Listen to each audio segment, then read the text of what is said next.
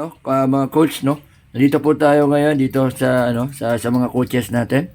Ano ba, di mo na ipapangalanan kung sino po siya, no? Okay. Ito po, na-try po natin tong Kangen water from Japan Technology po siya, no? Ilang taon na pong ginagamit, pinag-aralan po, no? Noong una po, pinainom lang po ako ng tubig na to. I think, ordinary, no? Ayan po, pero tinan nyo po, no? Ayan, ito po, demo natin. Tinan nyo po, pag ina natin, no? Ayan po, Tap water.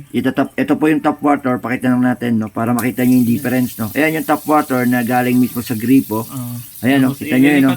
Ayan po, ayan, ayan po, switch na po natin dun sa, ayan, no, nakalagay na po for Kangen. Ayan po, yung tubig na to, no. Kung mapapansin niyo po, yung Kangen water na to, ayan, yung kahit sinabing Kangen, ayan po, nagtatagay na po siya ng antioxidant. And then, ito po rin po ay may mga alkaline. Yan po, nagbabubbles po siya, oh. Yan pong ano na yan, hindi po yan basta-basta na bubbles lang. Yan po ay nagtataglay na po ng mga vitamins, mga vitamins at minerals, proteins po na kailangan po ng ating katawan. Kaya ito po ay alkaline based. Nung ninom ko po ito, mga coach, no, noon na po, normal naman, na-miss siya, maalat parang, ko, isang araw pa lang po tayong na uminom nito, no? Pero, ano po, na-detox po ako. Talagang nalinis po yung aking tiyan. Talagang napapaisip po ako, papakit po nangyari sa akin yun. I found it po na dahil po dito sa Kangen water.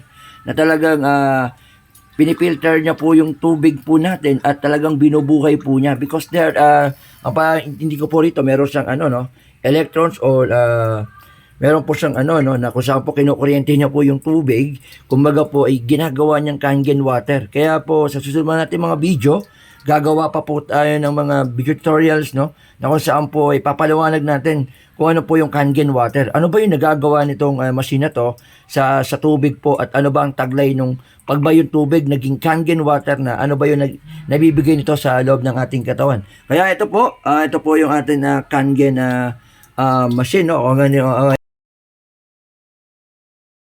mga function, no? Pero ang pinakita lang natin is basic pa lang ating katawan at binabalik po nito yung natural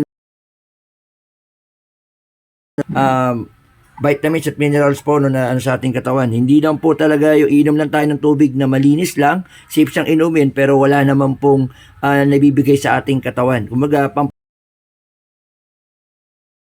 siya. Kung may mga sakit karamdaman po kayo, pwede nyo pong subukan.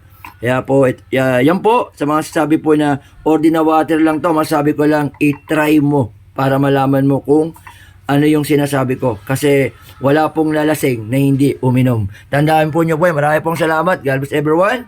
Lagi tayo magdasal. At humingi tayo ng wisdom sa mahal na Panginoong Diyos. Yung mga bagong mga teknolohiya na iniimbento po ng tao, yan po ay galing din po sa Diyos, no? Na tinuturo po sa atin, papaano po natin mape-preserve po at mabatili po natin ang ating kalusugan sa pamamagitan po ng mga kaalaman ng mga teknolohiya po na ibinibigay po sa atin ng Diyos. Mahalin po natin ang kalikasan at ang yung po ang tubig ay buhay. Kaya po dapat po natin ingatan. Wag lang ho tayo basta ng tubig lang sa ating katawan. Nagbibigay po ng kalakasan at hindi lang pamatid uhaw. Maraming po salamat. I'm Coach Rick. Ayan po, na-founder team Pastor Cork sa TV. Sabi po, lagi tayo magtiwala sa mahal na Panginoon, manalangin sa Diyos, humingi tayo ng mga wisdom sa Kanya, at tuturo po ng Lord sa atin. We are guided by the Lord. At naniniwala ako, walang aksidente. Kung ba't nakita natin to, ay para po ipakita sa lahat na mayroon pong ganito pong teknolohiya na nagawa po ang tao na ibinigay din po ng Diyos karunungan. Kaya nga sabi sa Jeremiah 29 verse 11, for I know God plans for you, but give hope in the future. The best plan is our plan. Reason in the God purpose. Kaya ako nakita,